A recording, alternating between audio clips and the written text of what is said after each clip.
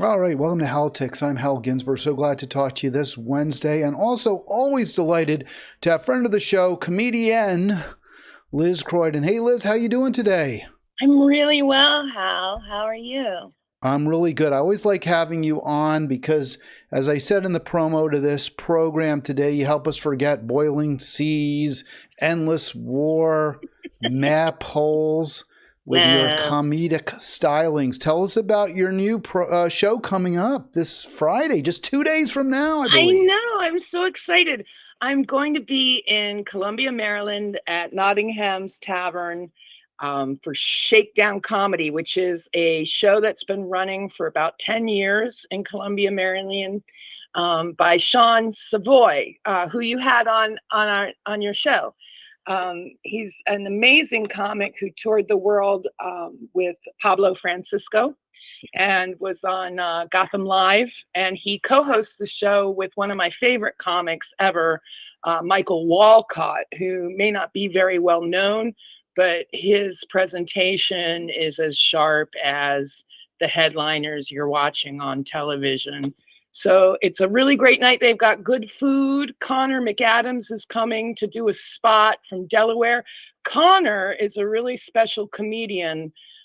He was diagnosed with epilepsy and had seizure after seizure after seizure, had brain surgery, and is now living seizure free for a year. And he addresses that in his set. And he's just an inspiration for people overcoming pain and challenges. So, Right. yay. Well, that is really exciting, and it's nothing is off limits with comedy, right? I mean, that's something No. we've been discussing. I mean, fatal diseases, Yeah. drought. It doesn't Oh, matter. bring it. You can figure out a way to laugh Yeah. about it, or you Oh, hope you can. Hal, the apocalypse will be merchandised, and I'll be selling ice water through the burning Cuyahoga River. I'm certain that's the prophesized river to hell because it's caught on fire not once but twice. Uh, I'm when the apocalypse hits a certain point, I will reveal my alter ego, Apoca Tupac, Gotcha. who's an apocalyptic rapper. um, Gotcha. yeah, I got apocalyptic, so your lipstick won't run when you are running. I got all kinds of stuff. Apocalypsical, it won't melt in your hands, only in your mouth. Apocalypsical. I like that one too. Those are all Thank good you. Thank puns. Those you. are very punny jokes. I I do my did best. enjoy when I saw you live in New York. I did notice you mentioned the lipstick and the makeup, and actually, you were really made up. Like I don't usually, you're not don't do that much, which is I think good. My wife doesn't. I'm not a big makeup person, but I guess I when did you're not under like those my makeup lights, that night. I was heavily made up. you were. I mean, it I was should have definitely paid for my noticeable. hair to be done and not my makeup to be done. I should have done my own makeup because I've been doing my makeup since I was an 8-year-old little actress, and uh, I like to keep it light. I don't like it heavy, but I thought, oh, I'm being filmed. I better do makeup, and what I should have done was pay to have my hair done. That's But interesting. So speaking that was solely the about vanity. so the theory was you're getting it was videotaped, right? So that's why you won the makeup, not the lights, right? I thought, well, maybe there's something about the lighting that requires you to use that made makeup really important or something. I don't know. Well, how, I am over 50, and if I don't paint my eyebrows, it looks like I'm Bob Geldof from The Wall when he shaves his eyebrows off, and people are like, where are her eyebrows? A big complaint with makeup artists is that my skin is so pale. The definition under lights between my jaw and my neck gets lost, so they always like to highlight Oh my that. gosh, listen to You this. know, Isn't it awful? right? You're like commodified as a by your looks but that's Oh Hollywood, of yeah. course. I mean, it's no Well, I mean, shock. it's society commodified by at birth. My mother would get pulled over in the mall all the time, and people thought they had the right to express how pretty I was, and she would always say that she was fending off people trying to, strangers trying to touch the cute baby and Oh. whatever have you. And when I was younger, I remember like being in the third grade and you know, um, older adult grown-ups telling me how pretty I was and that I didn't have a thing to worry about because I was pretty. And it's I get like I don't think men or boys Oh, got I as heard it all the time. did you? Oh yeah. Older women were like, "Oh, you'll make a wonderful boyfriend. You can be my boyfriend now." Yeah, Yeah. no. Well, I didn't really hear that. I like that I we're didn't. both wearing glasses. 4 eyes on the So prize. you can see on the screen there, Liz's act is this Friday. Her gig, I Yeah, the guess, is a Ides better of way to put it. You'll March. see her act on Friday in Yeah. lovely Columbia, Maryland, one of the first planned communities in America, and I Wow. understand also one of the most integrated. So that's a very nice positive there. I put the link to get the Eventbrite tickets in the show Aw, description. thank So you. hopefully we'll move a few ducats for you there. Liz, Yeah. have you performed at this Shakedown Comedy Club before? Yes, I have. I love this club. It's all Sean Savoy's creation. He wanted to be a professional comic and yet support his family. He is from Columbia, Maryland, and when his father passed, he stayed on to support his mother.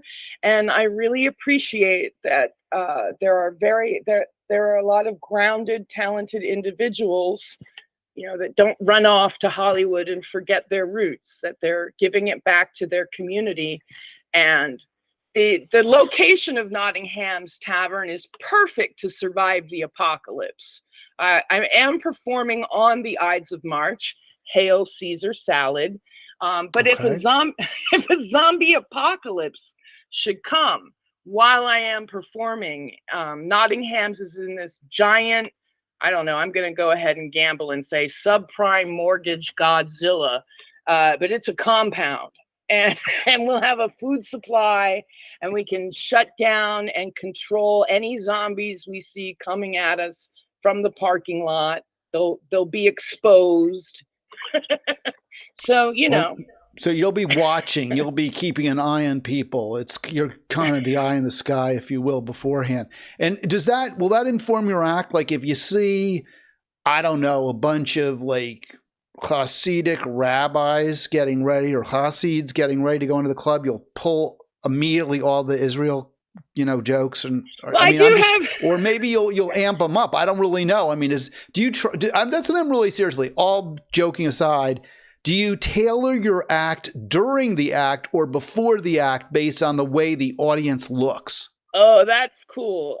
Sometimes I do, and sometimes I don't. When I'm taping, I'm working on having my fine art hour, the hour that's going to be taped and sold commercially or released on YouTube with the hope that it will go viral. I'm working on that. And there is a process to that. Since I've been a comedian for so long, I have so much material. But yeah, I'm not going to break out my Geneva confection material unless, I have someone like my longtime fan and friend Luke Jones in the audience, who I understand is coming.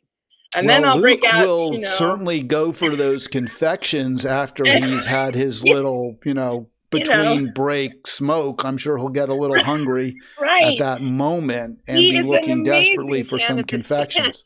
Right. He is an amazing cannabis advocate. And he really is. Well, I was going to say, this isn't like we're mocking him behind his back. He knows full well that he likes the weed there.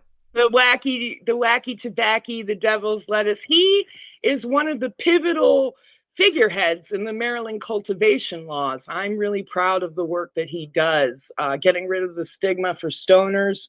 And it's always fun when he comes out. So yes, cannabis material on the table.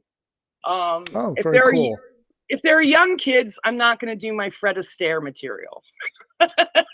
Right. I mean, isn't it, as we get older, it's imperceptible, but You know, I just can't even listen to music today. I don't get it at all. And I guess I feel like my grandparents really did when I was a kid. But I mean, I just think I'm not into it. I mean, I'm like, I find Taylor Swift the least objectionable only because there's no obscenities. It's not violent. The imagery doesn't, make me nervous or anxious. But in terms of the musicality, I find none within her music. Society right now is insane. I was just thinking about John Wick, and that is wickdiculous. It's like 121 minutes of just adrenaline junkie violence for the point of violence. Very little plot.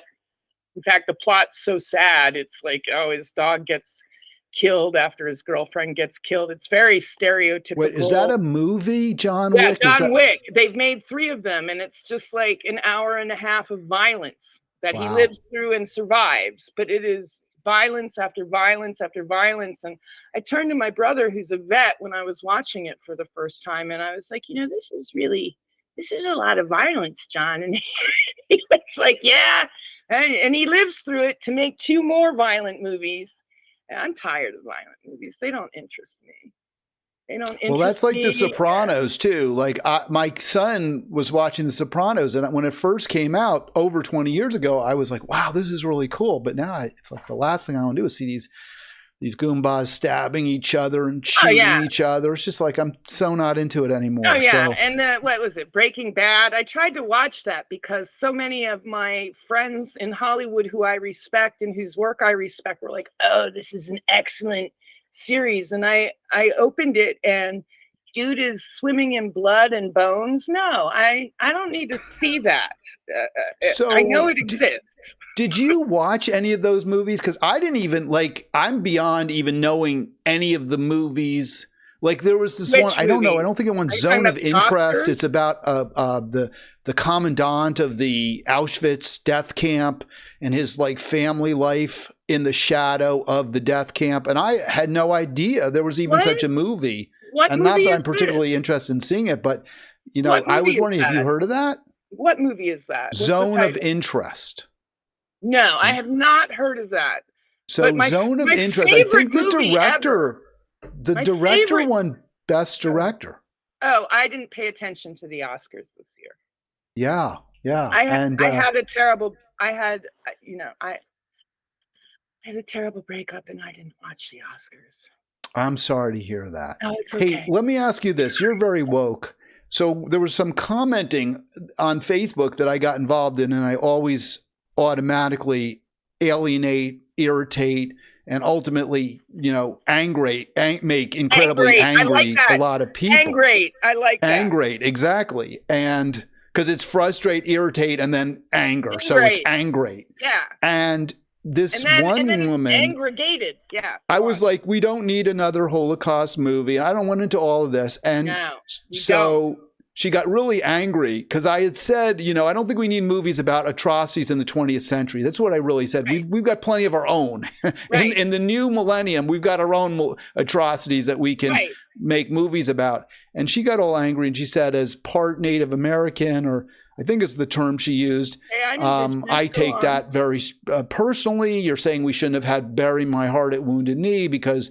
And so I responded, I said, hey, you know what? I'm sorry because I wrote that badly. There haven't been enough films about the genocidal experience of the American Indian. Oh, I'm really happy Killers of the Flower Moon was released. Yeah, she was talking about Flower. Exactly. But I said there haven't been enough. There's plenty about the Holocaust. I mean, we can all think of, there's so many from France, from the United States, but not so many.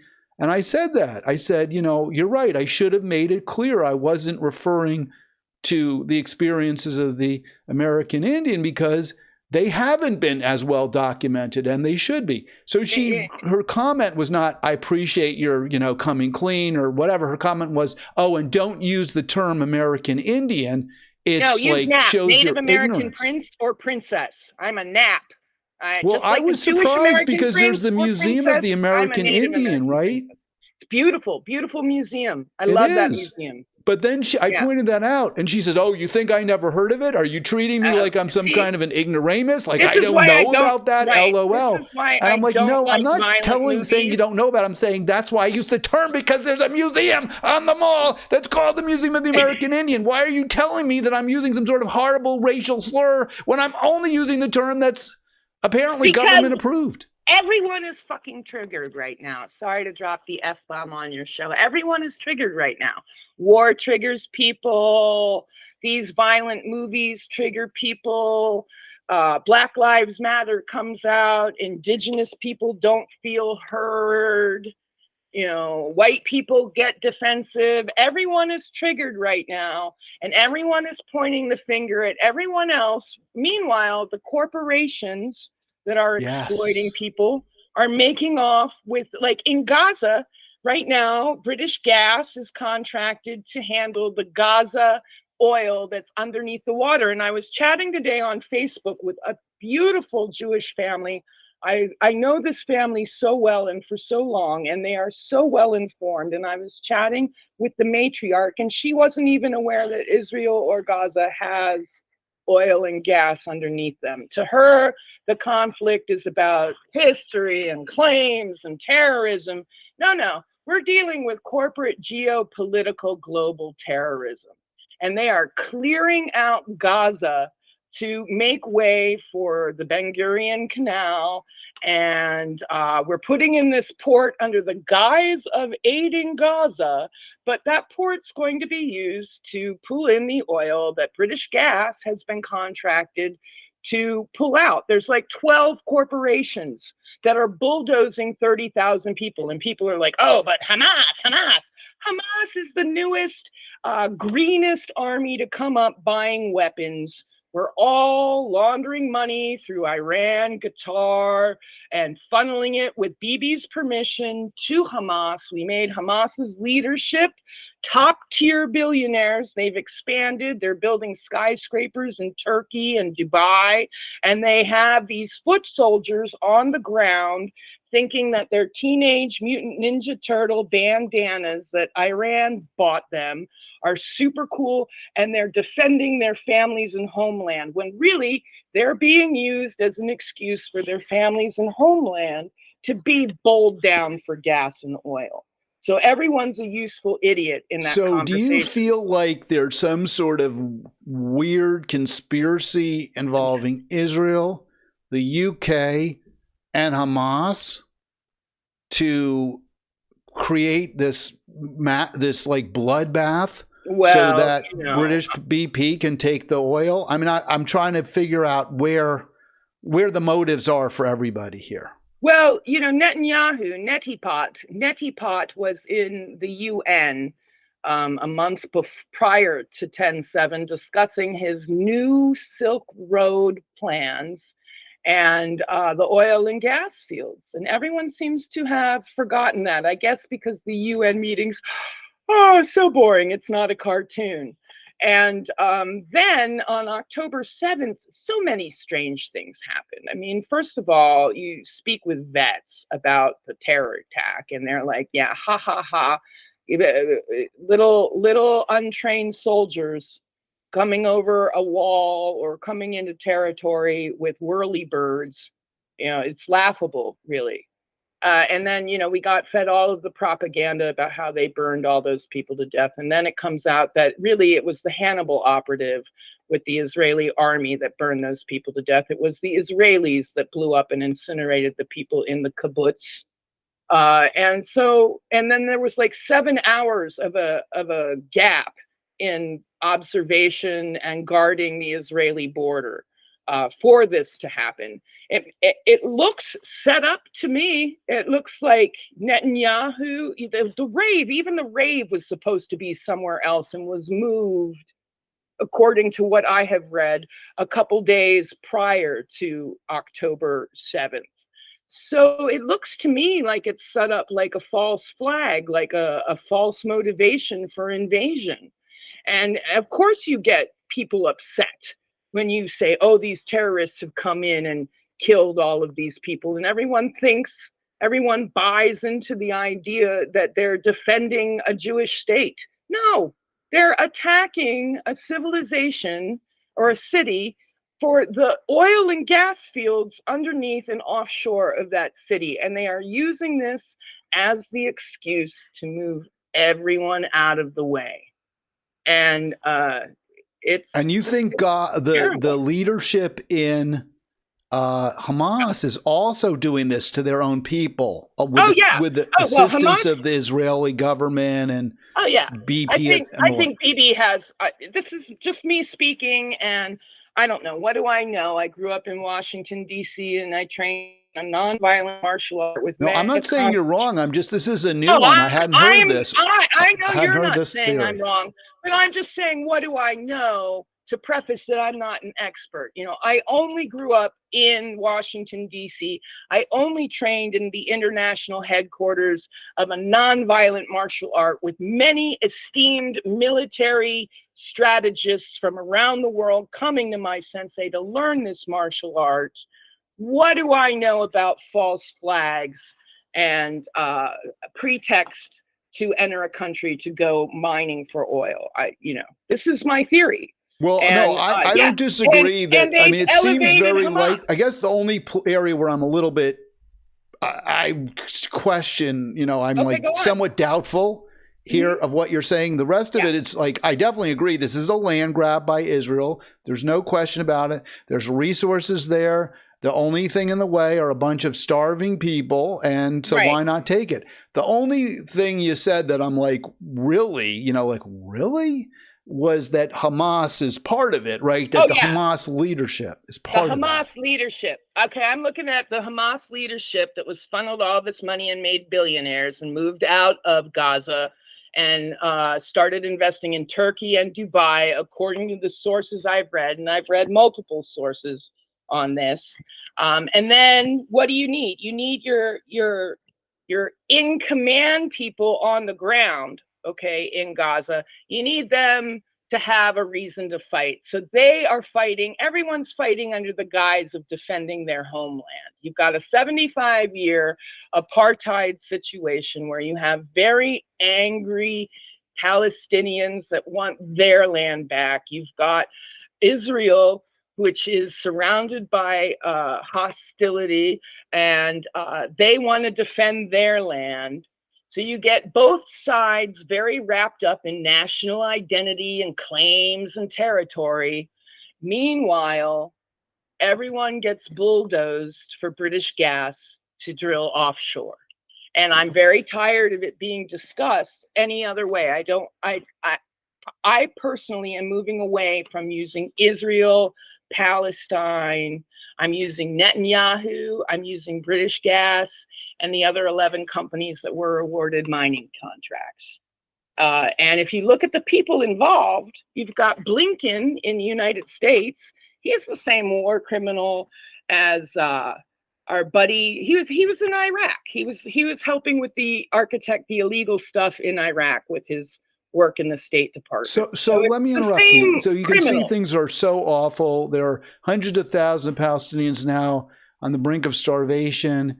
And I think we agree that Israel's behavior is absolutely, they're committing genocidal acts. Hamas provoking Israel, obviously not in any way blameless. Here's my question. What do you want us to do? What do you want to see the U.S. do? Because to me, from my way of thinking, Joe Biden's reaction so far has confirmed the wisdom of my initial thought that I'm not going to vote for him at all. I'm not going to vote for him no matter what. Fuck that guy. I'm not voting for him. He's doing the same. Okay. I am switching. What do you want to see us do? Let me ask you. That's what I want. And I want to give a quick shout out.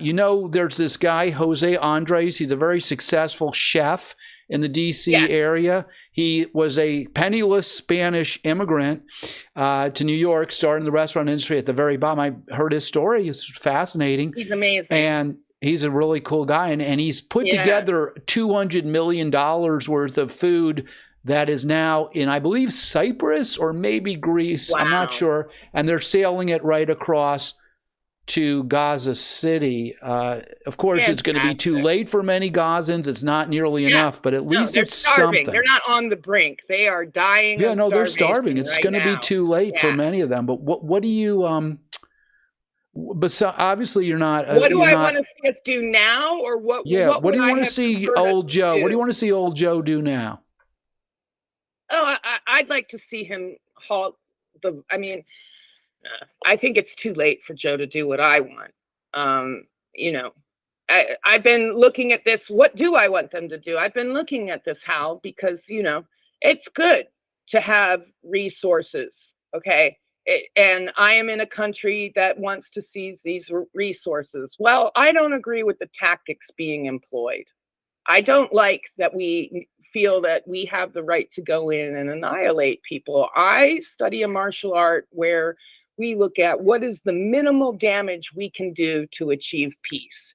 And Israel, as well as the United States, adapts a policy where we go in and we just blow everything out of our way. And that, to me, is obscene. You get into the fighting of resources. You know, I'd like to see us. This is what I'd like to see old Joe do, aside from publishing the Equal Rights Amendment immediately in this country, granting women equality under the law. I want to see us divest from oil and gas. I don't need it. I've been walking 3 to 6 miles every day since the pandemic. So by the way, how awesome is that? I've been walking a ton too, and I feel great. I really do. And I want to say, you know, in terms of just to be a little gross about, like my stomach issues are much better. I'm not very regular. I don't have any, problems in that, going to the bathroom area. And I think the walking has really helped. So and weight too is down for me. It wasn't that heavy, but it helps. One of the things I loved so much about walking everywhere when I first began is that I get there when I get there. And there is no rushing. There is no, maybe there's race walking. My dad walking home from the Department of Justice after riding the metro, he would walk so fast I'd have to take like 3 steps to keep up with one of his. But, there's no cutting you off when you're walking on the sidewalk. No one's putting on their blinker. It's a lot less stressful. And you get there when you get there. And it's a nice meditation. It's one foot in front of the other, in front of the other. And it sort of switches the way you think. It simplifies everything. What do you have to do today at work? I have to put one thing in front of the other, in front of the other to make this deadline, instead of, oh my God, I've got to speed 85 miles an hour to make this deadline and cut people off. What is that? That is, you're poisoning yourself with cortisol, first of all. And, people need to be much more aware of the chemicals that they're releasing in their brain. Oh yeah, you've got. I did want to show this because we were talking about Gaza, just to force the topic back. Yeah, how go for it. Ridiculous! How ironic is this? And this is from the AP. They had a good story. It seemed like a very well researched story in the Monterey Herald, to which I subscribe. So Biden is providing the crucial military aid which Israel uses to massacre over 30,000 Gazans. Yes. But at the same time, we're saying, oh no, you got to get more humanitarian access to the people that you're starving and killing with our assistance. Do you know what kind of food we dropped on our little air? Oh, we killed some of them, right? Were you the one? No, my friend Stephanie shared a video showing the big weight falling on Gazans and killing them. No. Yes, it came out of the plane and landed and broke, some people's backs. Oh my gosh. No, I wasn't aware of that. But of course, when you drop giant crates down to, of course there might be people injured. It was one of the most careless things. Are you telling me the US can't move everyone out of the way at the gate? It's like blocking the gate to drive the food in as aid. I think the driving is better. This is from the airdrop, right? This is the airdrop. So Here we go. Oh my goddess. Do you So know what kind of airdropped. food we airdropped, Hal? We airdropped Islamic people pork. We airdropped food out of date to these people, and we airdropped pork. Yeah. Nobody eats So pork. there you can That's some see kind of the sick joke. parachutes causing. And by the way, it's not just the parachute. I mean, the whole area has just been laid waste to. So it's just awful. It's horrible. I also heard from a friend that it's, beyond being a genocide of humans, it's a cultural genocide. I didn't see the story. Oh yeah, but they're destroying like every mosque, any kind of Islamic I don't know if you've iconography. heard this ridiculous claim, but a lot of people are using the claim that Palestine never existed. So I posted a National Geographic map with Palestine on it, and then I got a lot of grief. People were like, "And your point is?" I was like, "Well, there's no mystery point here. You cannot There's win. no mystery you cannot point. Win. I'm just pointing out that it was on a National Geographic map. That's all I'm saying." And they were like, "Well, I don't want to debate history." I'm like, "There's no debate here. I'm just pointing out that that it really existed, and they called it Palestine." And then they were like, "Well, it's called all kinds of names." And I'm like, "Yeah, go back to the 12th century AD, and the Romans have a variation of Palestine, like Palestine. Are you going to tell me that's different? Come on now. Let's look at the semantics of these names. I mean, give me a break." And I don't care about the history, because to me that's all manipulation and false flags. It's I agree with you, because people will debate history and argue, well, it was their fault and they started it. Let's just talk about right now. Oh, you can't figure it out. I have a PhD in history. Yes. I know all the maps. What? No, I mean, history is super important, but it's not. Sure. It should not ever be used to justify slaughtering innocent people. Yeah, and a distraction from the oil. It's a distraction. We should talk about history. It's not like it's irrelevant, but again, right now the priority should be to stop the killing. A lot of Nazi tactics are being employed right now. History is important, but it's not the reason why we are in there now.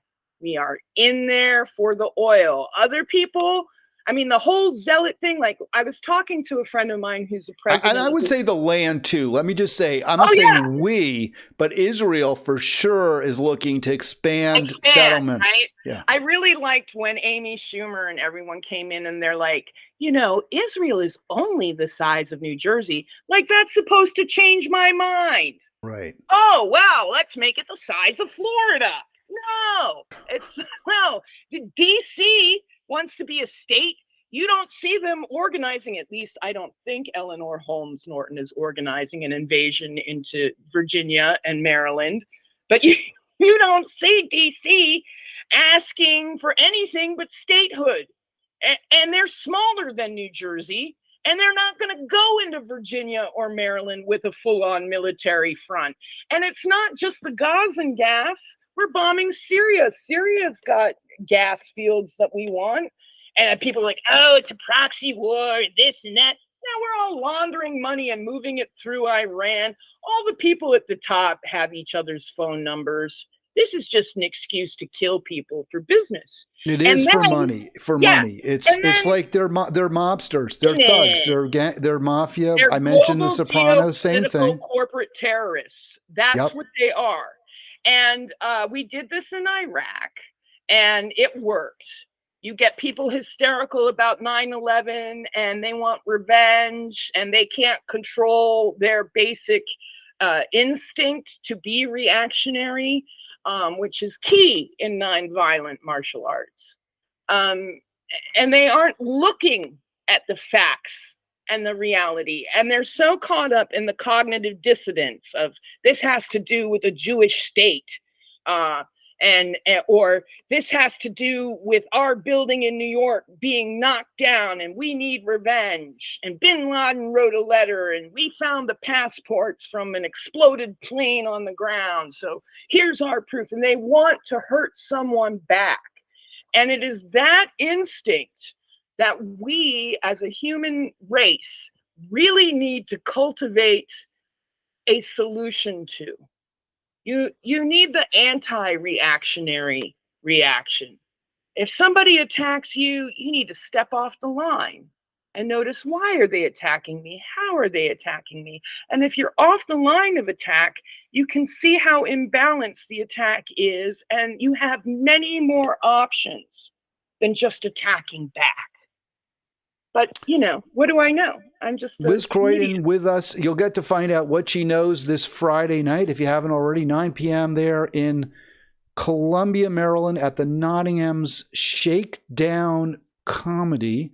Yeah. And should be a great event. You can go to Eventbrite. Right, by the way, the link is in the show description. You asked me about subscriptions to my live stream channel here, and they're down, they're low. We need more. So please, I've been playing the subscribe button.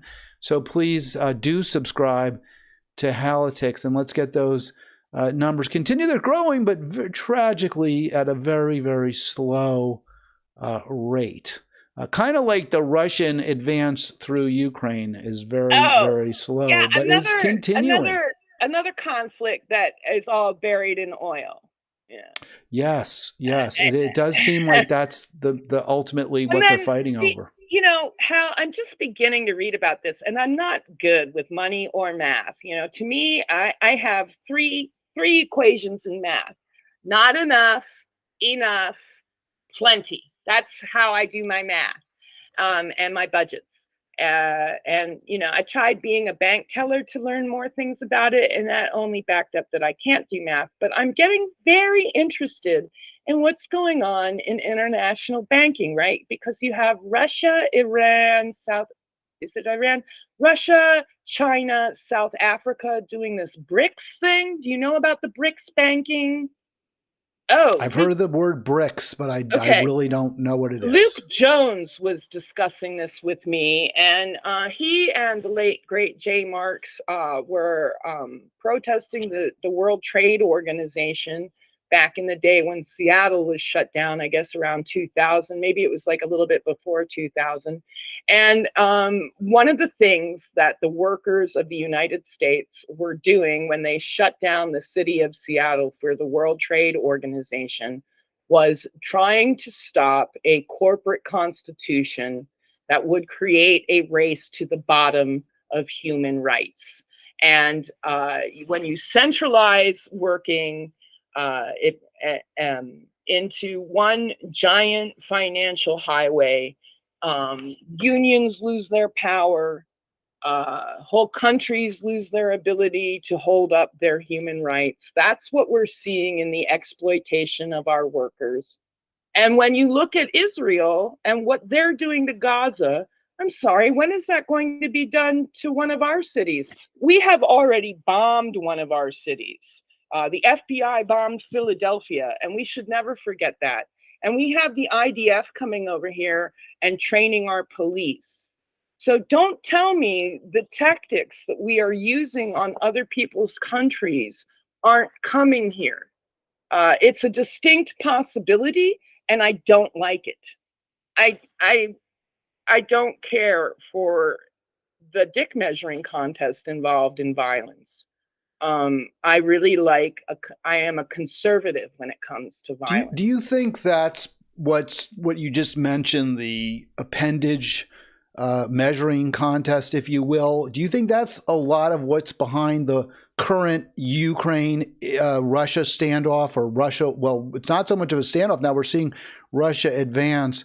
The war going very, very badly, I believe, for the U.S., for the U.S.-backed Ukraine, and our strategy has not worked out. But do you think part of this is because I keep hearing from people, we got to show Putin, we got to teach Putin a lesson, we can't let Putin win, as though that somehow justifies several 100,000 dead, destroying the country, rather than pushing for peace at every opportunity. So it seems like that's kind of what you're talking about, right? I don't really believe that we're out there to help the Ukraine. I believe that we're But what I'm saying is it's more about the measurement, right? It's like who's bigger. It's like we got to show Putin. He can't be bigger than we are. Right. No, it's definitely about showing Putin that, we're the Ron Jeremy of the military movement, and Putin's just, micro dick army. Yeah. It's always about that. Look at the rhetoric that these male leaders use to discuss war. We will destroy all of you. We will destroy your children. We will destroy your pre-children. We will annihilate the sperm within your ball sacks. What? Wow. Calm down. Calm down. Why don't you say we're defending our country to the best of our ability? And if you cross our line, we will draw a boundary that you will not be able to pass, to violate. Very simple. But why aren't we using gentle language? Because we've got all of these boys up there with their testosterone that is not conditioned to understand that there are other alternatives to just being an aggressive kill machine. We have really trained ourselves to love being an aggressive kill machine. And we sit there and dismiss women who are the nurturing life force. If Hamas really, like, if women were in charge of Hamas, if women were in charge of Israel, if women were in charge of the United States, I don't think we would have as much violence. Now, Well, I'm and what making about a the gross destruction of statement the because earth? I mean, I've heard a lot of people say, drilling for oil is like men raping the earth. So maybe we wouldn't do that if we had more women in charge. The problem with your argument, I think, to a degree, and I actually do believe, I think that genetically women are less aggressive and less violent. But yes, I'm going to mansplain now. Here's the problem with your argument. No, but if you look at women who have been in charge, it's not like they're wonderful, kindly, saintly people who have turned their countries into gardens of Eden. I mean, you look at like a Hillary Clinton, and she was as one of the worst, right? I mean, a disciple of. What do you need to do to get into that circle? I don't like these excuses. I don't buy the excuse. You're responsible for what you do. I agree with you, but there are two tactics to power. You either cuddle up to the power that already exists when you're infiltrating a group of all male world leaders that are talking about killing each other and how great they are at killing, and you're a woman and you're trying to move into that field, right? Hillary wasn't as terrible as she is now. I remember when Hillary came into the White House, she was like, healthcare for everyone. Here's my big, thick report. And of course, now she's like, healthcare. Never happened. But I like your cackle. She does cackle. She does cackle. No, it's true. That's a fair point. But I think a lot of times, I think you could make that state. And you become one of them. And you have to whip out a bigger dick because it is a dick measuring contest. You got to pump up your clitoris big enough so that it gets on the table with everyone else. What did Black people in this country have to do to liberate? They cuddled up. Some of them cuddled up to power. Some of them, the opposite of that is to form your own power, like Black Wall Street, which was destroyed. But they set up their own independent businesses, their own means of business. Others of them cuddled up to the establishment. And that's why we have who we have in the Supreme Court selling out who he is selling out. Well, it's true what you say about, I think that's true. I don't disagree. I think that's true for people. Even men who go into government maybe with better intentions often ultimately succumb, even those like a Bernie Sanders or a Barack. I think there was Barack Obama may really have had. I don't really know. I think Barack had really good intentions, and he was sat down the day that he flew into Washington to discuss the Wall Street crash. He was sat down and he was told, this is how this country works, son, and you're just a puppet. And we are going to drone a bunch of people. This is how it works, but it's going to work very, very well for you and your family. Let me promise you that. Right. And if you don't cooperate, it's not going to go well for your family at all. Right. We've got a couple more minutes left, about 10, 15 minutes left. Liz Croydon with us, comic stylings on display this Friday at Nottingham Comedy Club there in Columbia, Maryland. I want to play this clip. This is, I periodically revisit. I mentioned the climate catastrophe. We're a little bit all over the place, but why not? Why not? You kind of invoked it, Liz, when you talked about how BP is in it to win it. In other words, to win the oil contract. So yeah, is it BG or PG? British Gas is British Petroleum now, right? Oh, I thought you said BP. I didn't hear you say BG, but I would. BG has the contract. I thought it was British Petroleum, and I need to look up the nuance. Well, we'll figure that out. When I change the tab, I'll show it again. See, I go to this tab. It shouldn't do that, but somehow my system, I don't have it as ideally set up as I should. All right, here we go. Let's play this. It's horrible. It's horrible. Spring hasn't sprung, but temperatures worldwide have bounced to their highest levels ever. February 2024 was the warmest February in record globally. And climate scientists say that marks a heat streak for 9 consecutive months. We have seen over the last few decades a piling up of greenhouse gases in the atmosphere, which bring up the temperature of the entire planet. New data from the European Union's Climate Change Monitoring Service shows temperatures last month were exceptionally high in both the air and sea. The world's oceans, which absorb 90% of the Earth's heat, saw the warmest temps ever, while sea ice keeps shrinking to record lows. Every fraction of a degree means a tangible impact on ecosystems. It means a tangible impact on people's lives, on their livelihoods, and we are going to see more extreme events. I don't know if you could catch that. It was a little soft on my end, but I could understand what they were saying. I boosted it a little bit at the end. And this, by the way, I think reflects a change, Liz, in this way. That's an American TV station. I can't remember exactly which one I got it from, but I know it's American. They are starting to talk about this. It used to be, It wasn't on TV at all. Right. No, when I was 13 and discussing this, I was told I was crazy and didn't know what I was talking about. And I'd be like, but I read it in Nat Geo. And people would be like, oh, that's propaganda. That's Little Rock, by the way. Little Rock, Arkansas, dark red state. And yet they're doing this report on how it keeps getting hotter and hotter. Well, it's hard to deny any longer. You got to acknowledge that. The billionaires are building their air-conditioned bunkers in case something happens. What do they think is coming down the pike? There was that tablet in Georgia that was like that doomsday tablet that told everyone where to go when the climate catastrophe happened in like 6 different languages, etc.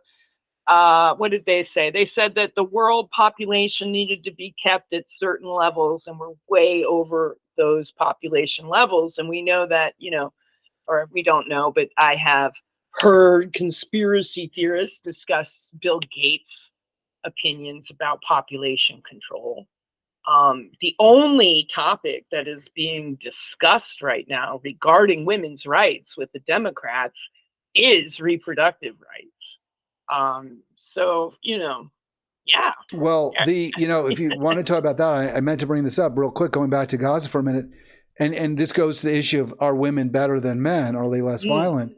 Code Pink has made the point, and I think it's a really good one, that all the women who are saying you have to vote for Joe Biden to protect reproductive rights, what about reproductive rights of women who are being killed in Gaza? What about their right to have their children and their family, and their children are being destroyed by our weaponry? So, well, I really appreciate here's what I say to you as a representative of women. If you're really better than we are, get your females together and all of you vote for Jill Stein, and we'll put an end to all this. Yeah, Jill. I'd love to vote for Jill. I'm voting for Marianne Williamson. I could change my mind. I could go to Jill, but I see the Green Party is having their own problems right now, which is not something that I want to discuss on the air. It's something it's true. It's true. But Williamson is on in the other hand. Yes. I would love to see the Green Party get their 5% vote. I would love to see, I don't think I have to sit through another 4 years of Trump to see a third party become legitimate.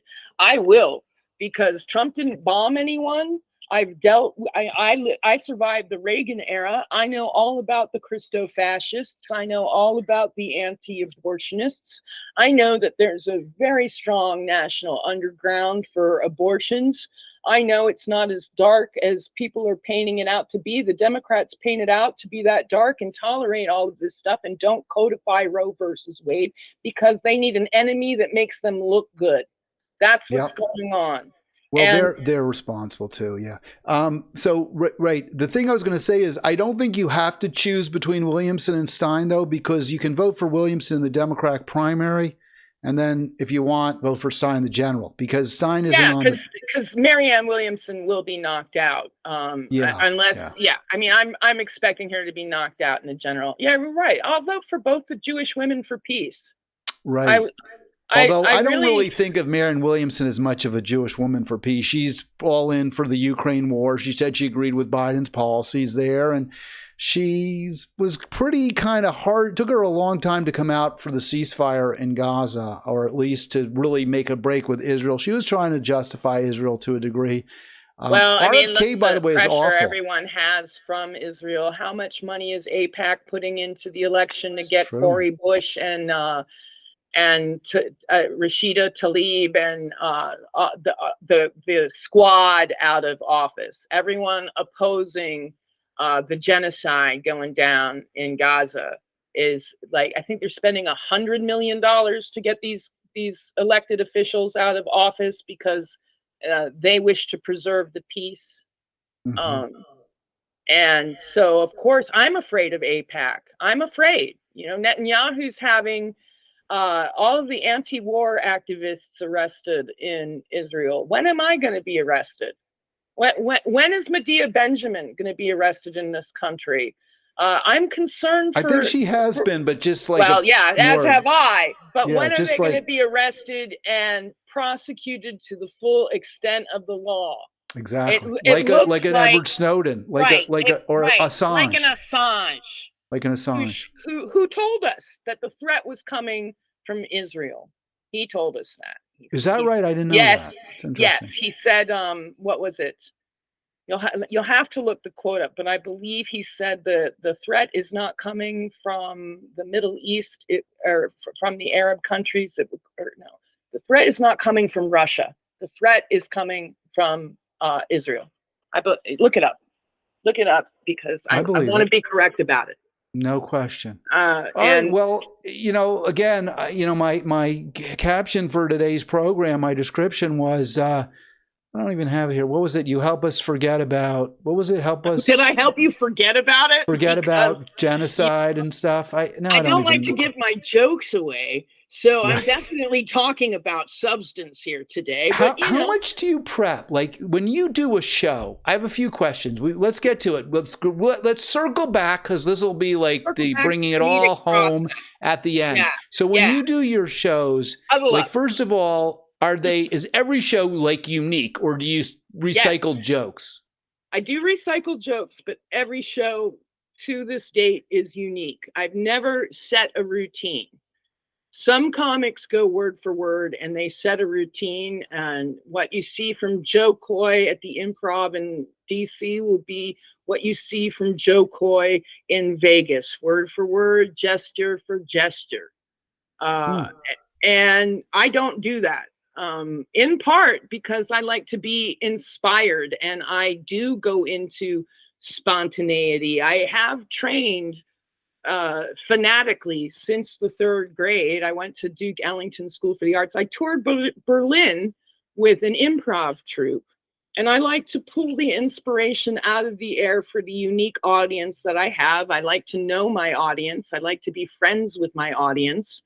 The last time I played Nottingham's, I had the spontaneity and inspiration to tell the story of how I was hired as a professional psychic in Baltimore, because there were all of these Baltimoreans that were there.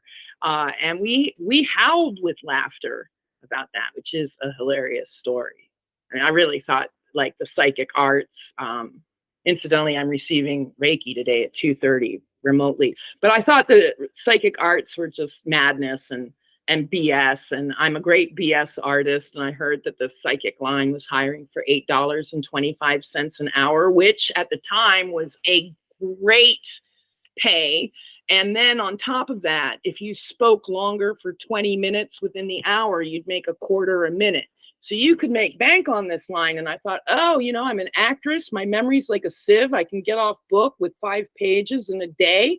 I'll go do this. Plus, I want to help people. So this is helping people. So I'll just bullshit my way into helping people. If this do they pay you? Wait, you said something. They pay you by the minute. In other words, the longer you stay, it's like writing an article. The longer the article, the more money you get. Yeah, if I spoke for more than 20 minutes within the hour, after 20 minutes of being on the phone, I would make a quarter a minute. So I could make bank if I kept talking for an hour.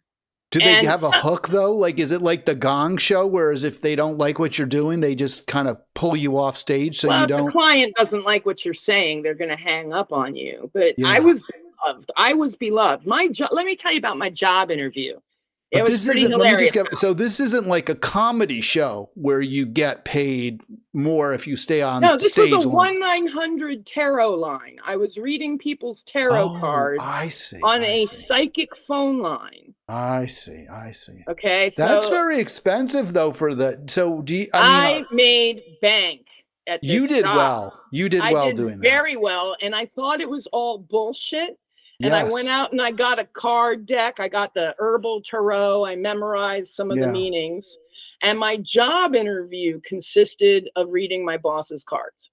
Now, I was about 19 when this went down. And one of our friends that helped us get the job interview took us up on the roof of this office building with doctors and lawyers in it and got us high. I'm not saying that's a great idea, but I did it because I'm 19 and I was a stoner. And I was super anxious.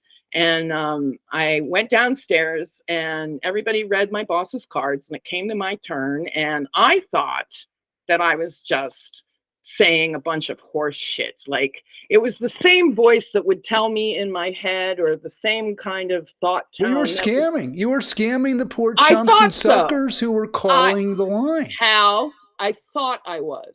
Okay. I thought I was scamming. And I kept saying to myself as I was listening to what I was saying, I was like, Elizabeth, you are so full of shit. You need to shut up right now. You keep running what are you talking about? Like I laid out the cards, okay? And the 4 of Sage and the 9 of Damiana. All of a sudden I start talking about this court case and I start saying, oh, it's a divorce hearing. And one lawyer, the woman thinks that there's only one, that the man only has one lawyer, but there are really 2 other lawyers that are behind the scene. I mean, I don't even know about divorce, Hal. I don't know the details. Why am I spitting this out? And in the back of my head, I'm like, Lizzie, you are so beyond. So you were channeling. Now. You were channeling somebody. I guess. My boss went around the circle and she said, you're hired. You can go. You're coming to my office. And I was like, oh, fuck, she smells the weed. I'm going to jail. She loved you. I'm starting to read. Yeah, I'm starting. You were the fair-haired girl, if you will. Yeah, she shut the door and she locked it. So I'm like, oh, I'm really going to jail. What am I going to tell my parents? They're going to disown me because I get high. And she goes, what do you mean my husband has 2 more lawyers I don't know about? And I said, what do you mean? And she said, oh, I'm getting divorced. And to my knowledge, my husband has 1 lawyer. And you've just told me there are 2 more I have to deal with. And I was like, look, I thought I was lying to you and this is scaring me. She goes, well, you're hired. And I left that office absolutely blown away. Wow. I had this other. I'll finish with this. I'll finish because we're just about we're past time. Okay, I'll finish with this other client that called one day. I lay out these herbal tarot cards. What do I know? I feel like an idiot. I say, ma'am, I see billions of dollars. And she goes, yeah, go on. And I said, no, I feel really ridiculous. I'm talking about Carl Sagan, billions and billions of dollars. She goes, no, that makes sense. Is it good? I said, yeah, it looks great. What are you doing? And she said, well, I'm in my hotel room in Greenbelt, and I'm about to go sell a satellite to NASA, and the ad came on the TV, and I just thought I'd call for fun. Oh, you've convinced me. I'm going to go get the tarot cards now, and I'm going to guide they will guide my life. Well, tarot cards are interesting, but the real thing, Hal, is the level of listening that we do. People. Well, that is true. That's right. A great psychic listens and they hear what the person says, and then they keep building on it and building on it. And they, they'll say something and they're like, do you mean this person? Oh, I may be right. Or, it's true. They have a gift, but it's not the gift of seeing what isn't there. They are able to. Usually the cards are just, it's something to put in between you two, because people get freaked out when you pull something out of their aura. Like, I'll be training on the Aikido mat, and all of a sudden I'll be like, Carlos, your name is Carlos. We haven't spoken. I don't know this guy. But at the end of the training, he's like, hello, I am Carlos. I am from Peru. And I'm like, oh, of course you're Carlos. I heard that. And if you look at the great sound engineers, or if you're in a room with a great sound engineer, one of the things that I notice and I discern when I'm picking out a sound engineer is that I can hear them listening. Their ears are active. And then there's the different kinds of listening. There's listening to the outside influences, and then there's listening to inside you. And sometimes people don't listen to what's going on inside them. They don't listen to the fact that they feel uncomfortable around this person's energy. They aren't listening to the subtext behind what the person is saying. They're hearing the words, but they're not hearing the anxiety. Or they're hearing the words, but they're not hearing the grease that is behind them, that is misleading the other person. I can't explain what I do, but I had that job until I quit. Nobody wanted me to leave. And I made a great living as a professional psychic off of the Venice Beach. And it's a very interesting art. And what is it? Shakespeare says in Hamlet, there are more things, Horatio, in heaven and hell, or on this earth that are not spoken of than there are in heaven and hell. Wow. I'm off my. I like the quote. I like the Bard of Avon being invoked. I love Liz, it. thank you so much. It's always great to have you on. Learn a lot, as always. I learned a lot. Likewise from you. Listener did too. BRICS. Read about the BRICS. I did. I saw that. Yes, I know. South Africa's really moved quite a distance from where it was when it was a people are apartheid state. South no question. Is really exciting. And of course, they're the ones taking Israel to the They ICJ. really are, and they deserve all of our thanks for that. The African Congress was listed as a terrorist before they were actually terrorist organization, before they were recognized as legit. So, it's a very interesting time to be alive, and I don't want to discuss any Israel, Gaza with anything else other than the oil and gas contracts and the money being laundered through the military assaults. All right, that's going to have to do it, Liz. Thank you so much. Don't forget, you can see Liz. You can get the tickets. They're in the show description. You're going to want to do that this Friday night in Columbia, Maryland. I'll be back tomorrow for more Halitics. Thanks for watching. Thanks for hopefully listening, and hopefully you'll call in tomorrow.